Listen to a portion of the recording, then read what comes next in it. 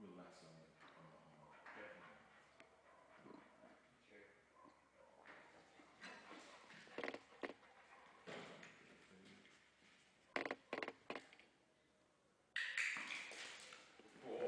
And what we've got in there,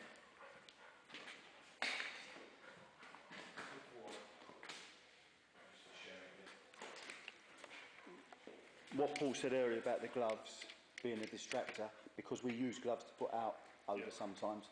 You should see Steve pick up the bag without gloves, but that's human scent is expected to be on bags. Okay? Yeah.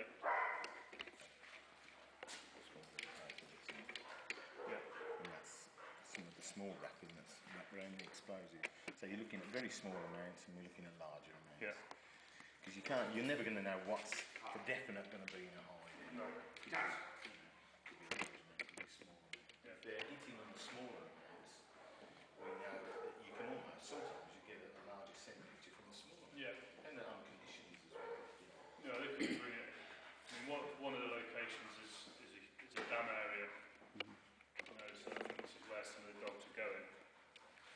I think the reality is where you are, they're not going to be worried about concealing it, they're going to be shoveling it in. Yeah.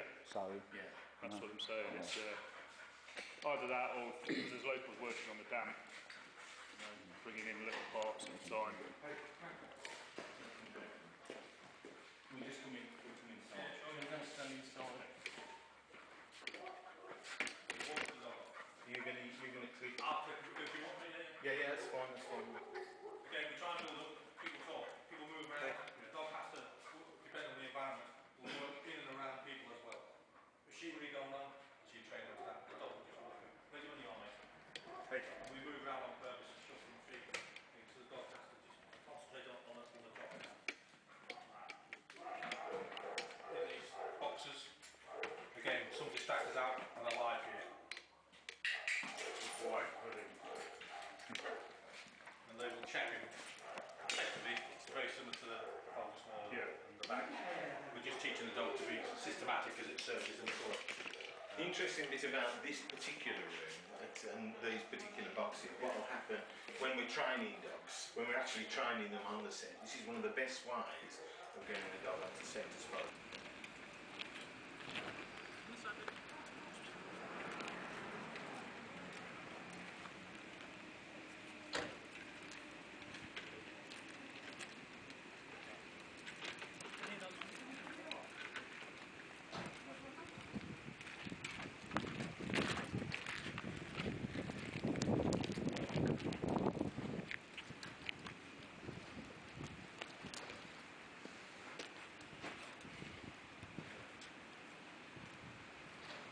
a lot tighter on this side, Yeah. which tells me something. Yeah. You see, again now. So she wants to tuck in already. Because you got that, you really feel the breeze now, can't you? Yeah, I mean that's like. If you work in the VCP, you would fucking hell. You're going to say, I really think I'll just leave you there. It's my lunch break. Yeah. You see how tight she is now? Yeah. And because she knows she's coming, she knows. She's going. Cool. Whoa! Get off the bar. Goodbye, babe. Wait for a while and then go, rather nudge it so they pull out because they think the ball's going to come out. So what we try and establish is that we say to the dog, it's never there, it's here. Yeah. And again, that manifests when you're doing line searches. God forbid you have a find, and you then think, that's good enough for me, I trust my dog, I'm 200 metres away from it, that'll be for me. And you go, click, and you shut the ball, and you drop Rocky. it, and you get a recall. And ultimately, the one day that you come out and you don't have a ball, click, or you can call your dog and your dog can do it. So we've got a click, but he's got a ball. Comes to it, you can click the dog, and you can walk away once you Because the dog, with this method, the dog doesn't always need it. Definitely doesn't need it. If we work this dog now, and the indicator on that, click things down, that's exactly what causes the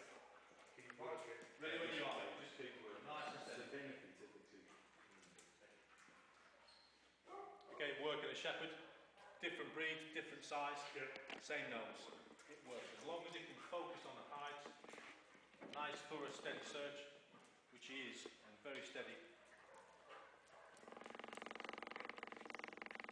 And all we're looking for is that positive indication. Good boy! And he also knows how to play ball with himself. Boy! Brilliant. Not like a drugs dog, Monty, who can't, you throw him the ball and he always misses it and he then breaks things.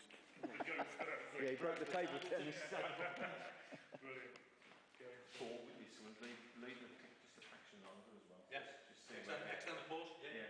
I don't mean 5 minutes, but I'm glad it's taken.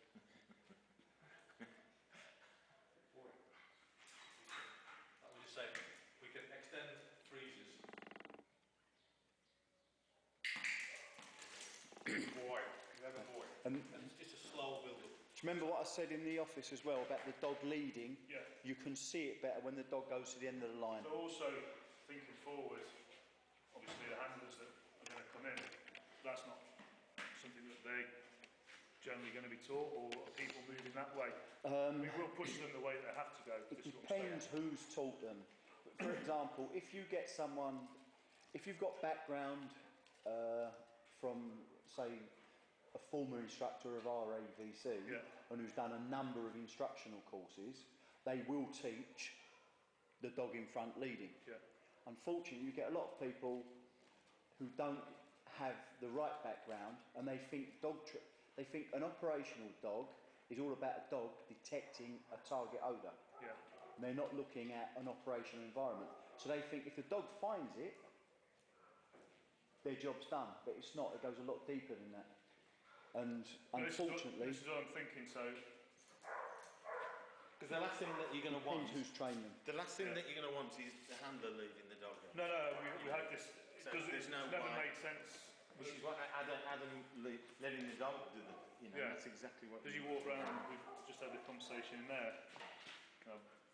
You see them all the time. To me, you're near on. Holding on where the dogs are working off their own accord here. And they're going back on their own. I would work my dog on a 400 metre line. I'm a If I was handling, I would do as well.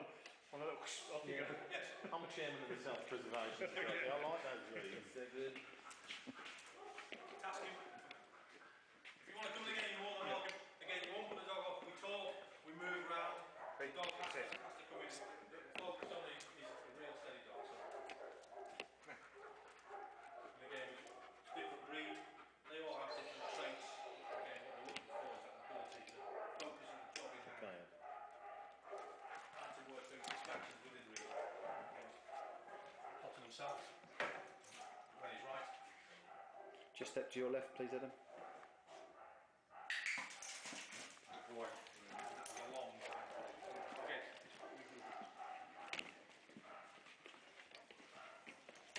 And again, because there's a click, by extending, occasionally you can induce frustration into a dog. And it'll either re-hit the hide, thinking the ball's going to come out, or it'll pour up the hide and get into disruption, which we don't want. But with the clicker, there's no need for that because the dog thinks, yes, I've got to wait, and it's going to come that way. And occasionally they will look to you, and it's like, well, don't look at me, look at the hide. And as soon as I look back at the hide, we click again. If you look behind you, there's stairs that goes up.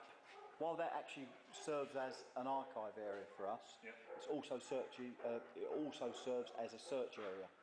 The reason we're not putting dogs up there now is because it's dusty, and Adam will end up getting covered. So when we go out further, we don't want him on video looking a bit rough. The thing about it is that, I mean, what used to be the accepted indication from the dog was the scratch. And we see people still doing that scratch indication. And a retrieve. And the which is, well, we all agree, is a nightmare. You can't do that. You know. I remember a friend of mine, when he was out in Northern Ireland, he got called out. He was doing house search, and the dog went upstairs. The dog was underneath a kid's bunk.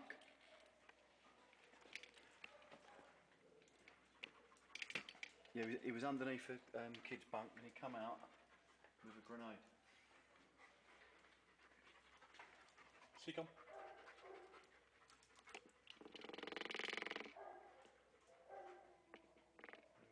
busy in the area, you've just got to try and pin, again, on about the size of the dogs. It's just The little each dogs time. can get in and out, against the big dogs, he's a bit more, but he's very gentle. He's not knocking things again. No, he's doing well. So they will tiptoe through the tulips a little bit. But again, very, very thorough in what he does. He breaks his own search area down. Methodically searches it. When he's happy to search it, he'll move on. Or he can be directed to move on.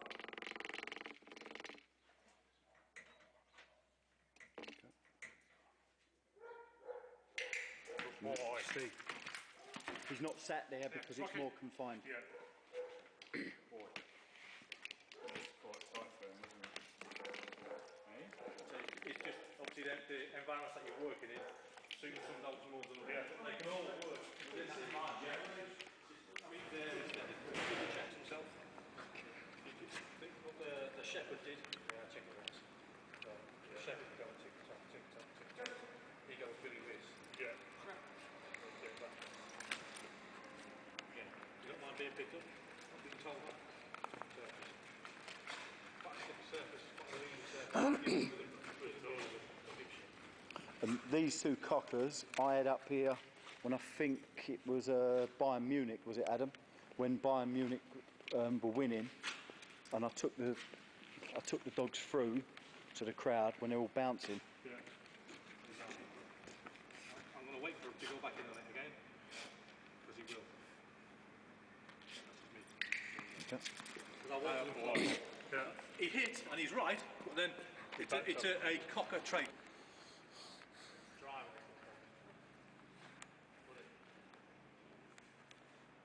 And again, you can hear the sound of the train. That's when you know that there's anything you know. Just the breathing.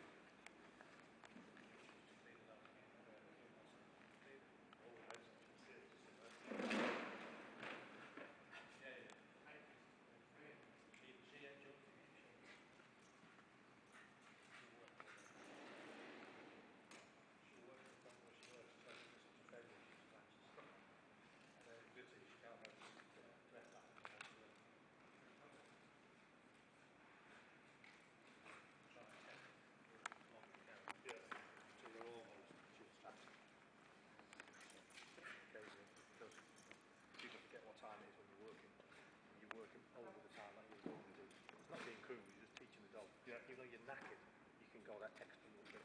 Yeah. And then just try and push them on a little bit. And then again, once they can do it, then say, right, okay, take them right back again. So just a short period.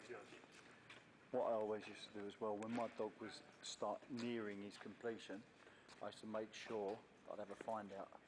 So as he's flagging, yes, bang, and he'd finish off. Finish on the goods. Yeah. Good call. And the other good thing about it as well is you work out, let's say for example, these conditions, you've got a dog that's seasoned and he's hit 45 minutes harness time, or 47 minutes, 45 minutes, he might find that kit. 47 minutes, he might not pinpoint it, but you know it's there. And you go, okay, I need to work on that because I'm actually paying attention to what the dog's doing, but the dog hasn't given me that precise. Yeah. That's because he's blowing at his arse. So I then need to recognise those signs for future operations. As long as she does round every time, because it's not one of our vehicles. So I know she's not a scratcher, but she's quite dainty again. You saw them go up on two legs, legs out the way, and she's going. There's nothing. There's nothing worse. Look at than the damage she's done on that. doing that. So we try and not let them be intrusive. Dan was in there earlier.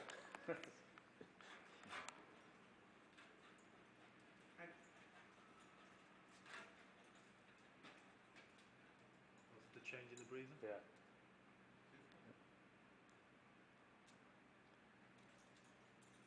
This is the same one who was on the bag earlier, who just sat out on the periphery. Do you remember? Yeah. That's where she's getting it, because it's blowing out from underneath. So she's not wrong. So she's waiting for that That's kick. where You she's see? getting it. But again, we're saying it's not right. So we want to. I mean, in our mind, we're saying silly cow, it's there. So she's working her way around us. She knows that. She brings her nose around the side. Bang. There you go. It's almost like an electric shock. So that was about to tell them there. She's like, it's around here. It's because I'm pretending. if you imagine the Bisto advert, you know, with the Bisto smell, and the kids Oh yeah. Bisto. Well, that's what she's doing there. She's going, Yeah, I'm getting it. It's here. What we